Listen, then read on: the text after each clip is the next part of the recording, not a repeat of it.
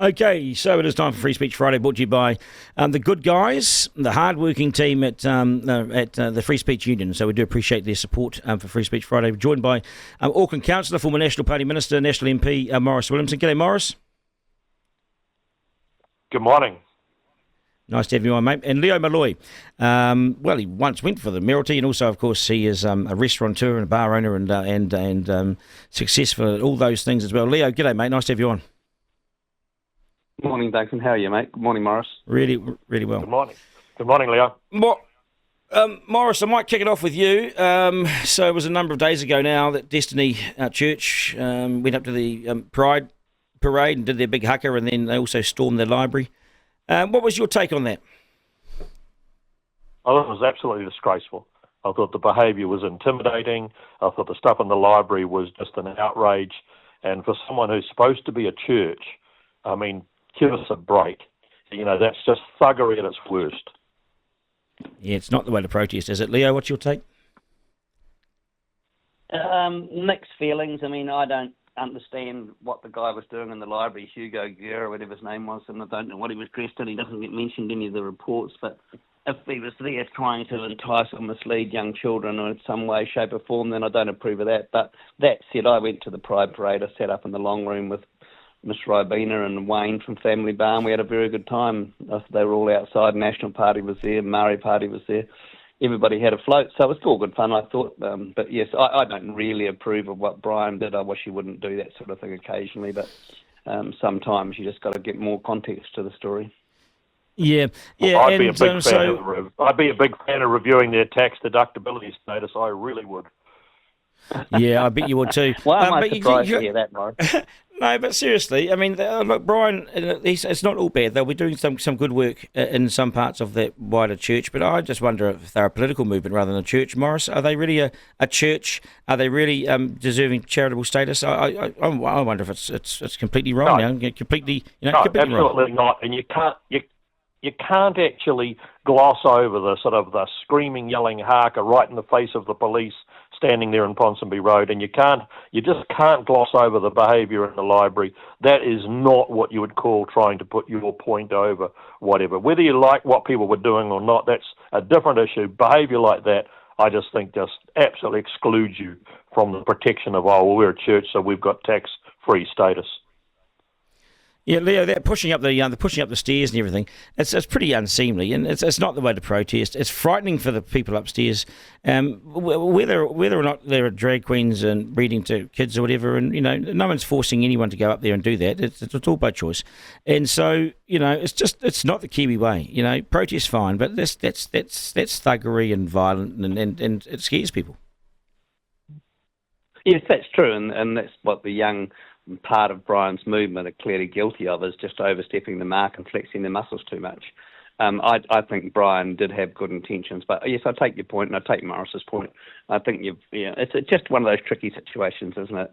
You had to be either the parent of a child who was in there unwillingly, or you had to know more about exactly what that entertainer was wearing in there and what they were dressed in and what they say it was a scientific story. It may well have been a scientific story, but you want to know more information before you pass judgment on it, in my view. Yeah. Hey, Maurice, Shane Jones is on fire at the moment, I reckon. He's made in the last week a really powerful speech in Parliament. Effectively buried Tākuta Ferris, who's a Māori Party MP, who's not a big fan of Pākehā, won't speak the English language if he doesn't have to, and won't apologise in the English language, that's for sure. And he's pretty proud of that. Shane Jones stood up a few days ago and just stood up and said, "You are a piece of work, and this is why." And Jones, I thought, was brilliant. To me, it was real leadership stuff. It had mana, it had class, it had dignity, but it really rammed home the message. I don't know if you've seen it, but your take? Oh, look, I've always been a fan of Shane Jones. I think he's one of those anomalies out there where he's got this phenomenal roots with his sort of Māori background.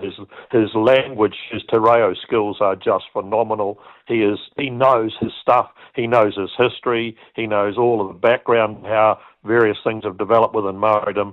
And for some little toe rag to come out and start trying to think first of all, this guy Ferris, what percentage of his DNA when it was put through Ancestry.com is Māori? Yeah. I mean, Yeah, this is what makes me really angry about the whole debate, Duncan. The whole debate is, Debbie Narewa Packer, I think, is about 3/4 European and 1/4 Maori, but she's Maori. And I'm sorry, but if you're 3/4 European, you're European as well. And this idea that Shane Jones is just getting dumped on, I think the guy's brilliant. I absolutely love what he had to say in the House the other day. Well done, Shane Jones. Yeah. We've got to stand up to the stuff, Leo. There's no place for the separatism. There's no place for the we're anti a particular race in New Zealand.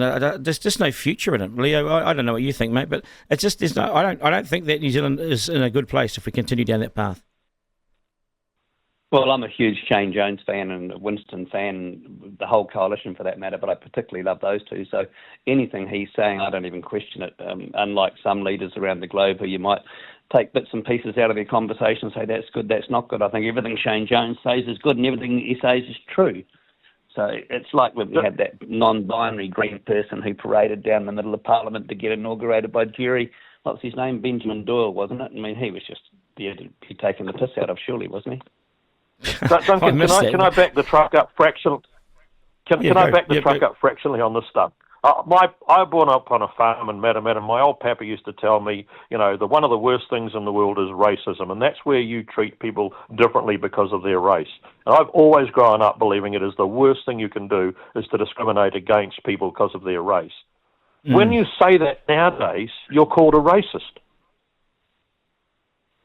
Yeah, I've said it many times. I said I just think everyone should be treated equally and not have any special rights based on what race they are. And of course, nobody's any one race now. If you go to ancestry.com and get your report back, you're 21% bloody Norwegian and 15% Irish and 3% this and 12% that. So this idea of I'm one race, there ain't anybody that's one race. And the idea that you treat people differently because of what race they are, I've always thought that to be abhorrent. But now it's considered. You've got Rawiri Waititi standing in Parliament saying that Maori are of superior genes. If you said that as a white person, we've got superior genes, you'd be run out of town. Well, it's called a white supremacist. Actually, that's what it would be. And that's the right. thing about that's what you'd be called. And Ferris is in the same club. And when I saw Shane Jones make that speech, I piled into it as well because Ferris refused to make. He was asked to make an apology. He was directed to make an apology, and he refused to do it in English because he said the English language doesn't mean anything to me. The Māori language is superior. And I was thinking, over your dead body, pal. Yeah, but in what language did he commit the offence that he was taken to the Privileges Committee? He didn't do that in Māori. Correct. Okay, so it's all very well from I don't speak your language when I want to, but he actually did all of the telling lies stuff was all in English. Yep, and Jerry Brownie was asked to rule on that, and he tried to. I think Jerry had given up trying to. The arrogance of this guy. He's a despicable bugger. And we're paying him the taxpayers' money to push this crap down the throats of all of us. And I think New Zealanders, Leo, I think just bring you in here. I think New Zealanders have had enough of it. Yes, I think you're 100% correct. They have had enough. But having said that, I've got plenty of friends across the Māori Party as well, Te Māori, and I enjoy the company, JT in particular, and what's happening at Manurewa Marae is worth a discussion if you've got time as well. But yeah, I think there are some elements of that party that need to. Yeah, you did right. But look, Leo, I was a minister serving in the bloody cabinet with Party Maori people such as Peter Sharples and Dame Terrier, and I can tell you they were just superb people who were out to get outcomes for Maori and came with a reasonably sensible view of the world and what mattered. This lot now is just a rabble. They show up in bloody mannequin bloody hats and all sorts of weird and wackies. Debbie Narewa heads off to the Cook Islands for a holiday while the Parliament's sitting. I mean, that is, you're paid to be at Parliament. She's the leader of a political party, but she's off on holiday at that time, and then gets asked about what's going on in the Cook Islands and says she doesn't know anything about it, and yet 2 weeks before that, she'd asked a question about the behaviour of Mark Brown, the chief of the Cook Islands. They are just a shambles. I've got nothing against what the Maori Party was. What it is now is a disgrace. Yeah, I wonder with the with the Manurewa Marae, and you saw some accountability this week for the head of Stats New Zealand standing down because of the misuse of the data, the releasing the data. Now the question is whether they misused it, whether the Māori Party misused it for their own electoral gain. And on that issue, on that particular question, do you think you could find the Māori Party this week? No. Where were they? Well, Debbie Ngāti was protesting against the Cook Islands government in Avarua, when she should have been home, as Morris said, fronting this report. Leo. Well, it's a 30-year wedding anniversary. Give her a wee bit of credit. And I've spoken to JT twice this week, so I don't think JT's hiding from anyone. But, yes, I think that generally speaking, the party has been told to keep their head below the radar, which applies to the Green Party too. Hang on, Leah. Hang on. Give us a break. The Parliament lifted yesterday for a recess break. She's got a 30-year anniversary. She could have gone today. She could have gone a week ago before the Parliament started again. The idea of, I'm going on that specific day because that's my anniversary, when you're paid by the public out of their taxpayers' money to be at Parliament and do your job, I don't accept that at all. Yeah, and JT was hard. Debbie Packer, but No, well, you sort of did. And the issue with JT is he has been hard to get hold of. Leo, he has been hard to get hold of, mate, because the Māori Party is facing some pretty serious allegations here, Morris. Yeah, look, I'm the longest-serving Minister of Statistics in New Zealand's history. I did 14 years in that portfolio, and the one thing that was central to everything we ever did was the integrity of the data we collected. Every paper that came before us, every meeting we had, all of the bloody dross that went around, it didn't really matter, but we had to be absolutely squeaky clean that data, when we collected people's personal stuff at census time, was never going to be able to be used in any other form. First of all, I'm getting told by Te Pāti Maori, we photocopied all of the forms. What was that for? What the hell do you photocopy the forms? And no one's even asked that question. What did you photocopy the census forms for? They should have been stuck into sealed envelopes and closed up, and away they go to stats. So what's the photocopying for? And then they say, we didn't use the photocopying for any nefarious reasons. I don't care. Why did you photocopy it?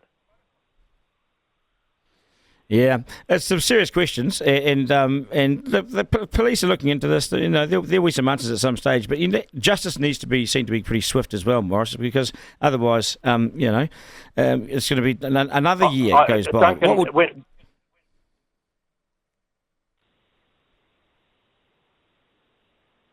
You go, Morris. If Morris has gone, I'll have my 6 months worth. Look, JT is very litigious, and he'll have his grounds and multiple grounds. There'll be multiple facets to the story. So you can expect it to go to the High Court. You won't get a resolution on this for about 3 to 5 years. So whatever result is, and at the moment I think the result is largely, if it's not benign or indifferent to the New Zealand Māori Party's involvement, it's certainly not pointing the finger at them or accusing them of any crime that I'm aware of. Certainly nothing I've read would suggest that they've been accused of any crime. So I think you can expect more time in the court system. That's the short-term answer. Well, I think you're right. When JT he'll tie it up, but they are facing a police investigation, Leo, and the police investigation is on the lines of did they use the information for electoral gain? They won the seat by 42 votes. That's a few houses in one street. I think it goes to the heart of electoral integrity, but the police will, it's also very hard to prove as well that they've done anything wrong as well. So someone will get to the bottom of it. Just might take time. Stay right there, guys, because I'll take a quick break. I want to come back and ask you a question about Chris Luxon, and the polls and some of the concerns emerging around him that people say. I want to get your take on that as well.